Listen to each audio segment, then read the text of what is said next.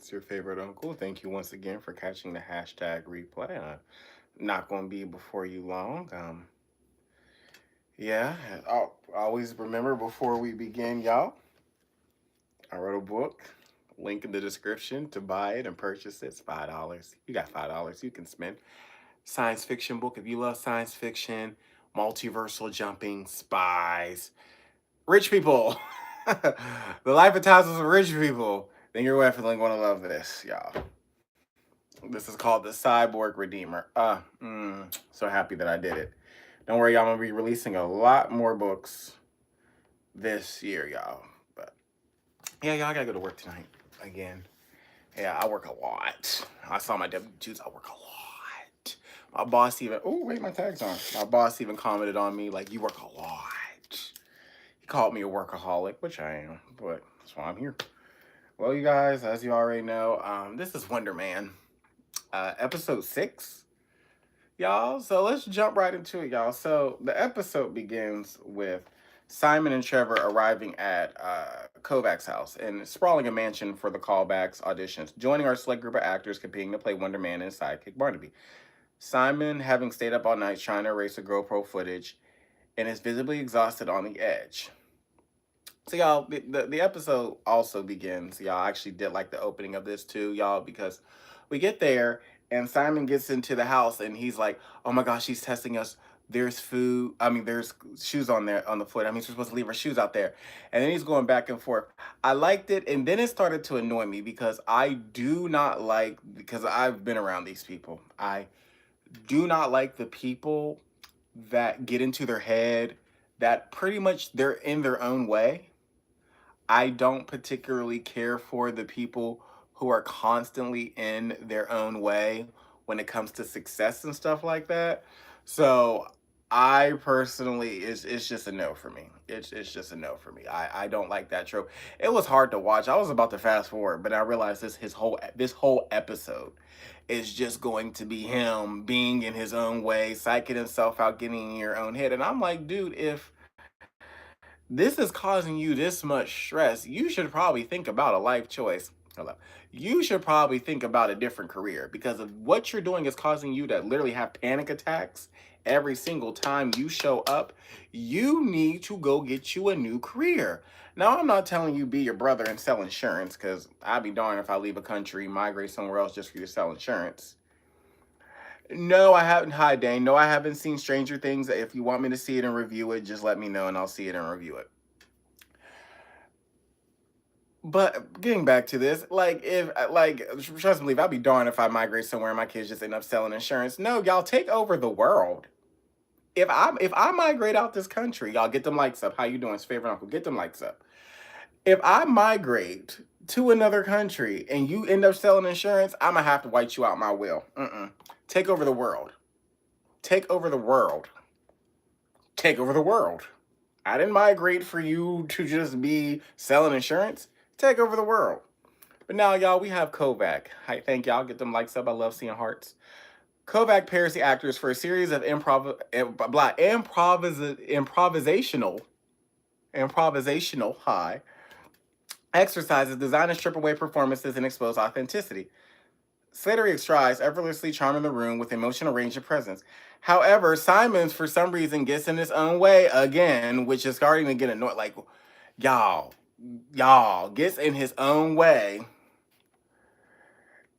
and struggles. And in impromptu, he defaults to recreating a scene from Pretty Women, mimicking rather than drawing from his own life experience. Kovak clocks the disconnect immediately and he walks out. I understand Kovak, y'all, because here's the thing. I'm giving you an opportunity to show me your range as an actor. And you do Pretty Woman? I mean, it's a good movie. Y'all, I'm telling my age. It's a good movie, but like you could have done something else. Just a little bit. Just a little bit. All right. All right. All right.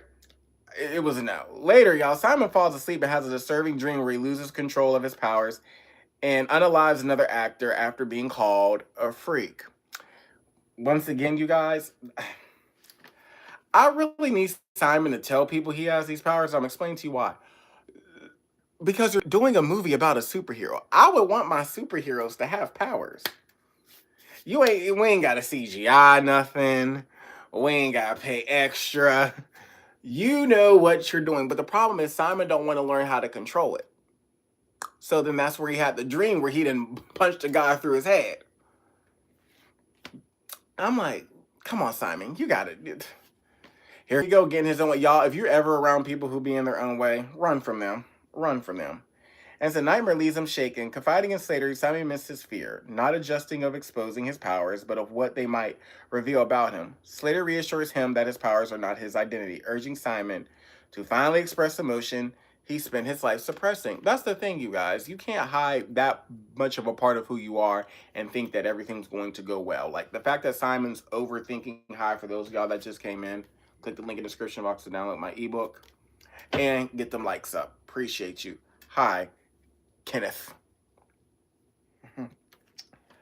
Y'all, if you're, back to what I'm saying, if you guys hide that part of who you are, it's going to eat at you. And it's going to manifest in so many different ways. If you watch the epic, go to Disney Plus and watch it. You see how it's manifesting in Simon's life. Kenneth, my day was great. Thank you. How was yours? I just finished working out. Like, you see Simon's life. You see what he's going through. He is overthinking and stressing himself out because he is so scared that people will find his powers because of the doorman clause. That's good. I'm happy for you, dear.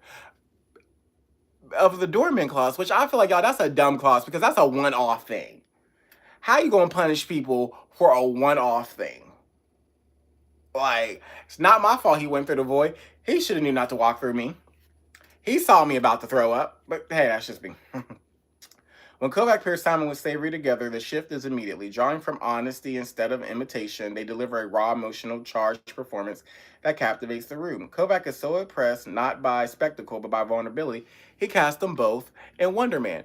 Originally, y'all, he got rid of everybody, and they were walking out the door, and then so he stopped them. The book is called The Cyborg Redeemer. Yeah, it's a science fiction book. I write science fiction and fantasy. Science fiction book. I also do some contemporary, but there's like sprinkles of fantasy in there, but this is science fiction. It's called The Cyborg Redeemer. So y'all, they kick everybody else out, and then he leaves and he lets them know that you are actually Wonder Man. Now trust, if I was Kovak and I found out that my lead had superpowers, would I tell you, I would be seeing it, and this would be me. You see how white these teeth are? This would be me being the director. Because you know how much money I'm about to save? They don't need to know you're a superhero. I need to know you're a superhero. That's all that matters. I'm going to keep your secret, trust, because I'm trying to get this movie to be the right way. And then so, y'all, as Simon drives away, Slattery is intercepted by the Department of Damage and Control. Cleary berates him for stalling and ignoring his calls. Slattery confirms Simon does in fact have powers, but insists he needs more time to gather proof, buying Simon a fragile window before the truth catches up with him. Here's the thing about that, y'all. Once again, I don't know whose idea at Marvel was it. And the fact that this had to go through so many thumbs up before it got here. But why on God's green earth would you write a movie and the subplot is about trying to falsely imprison a black man during Black History Month? I'm going to say that again. For those of you that haven't watched it, you just love watching my lives. Why would you greenlight a movie where the subplot is the government trying to falsely imprison a black man during Black History Month?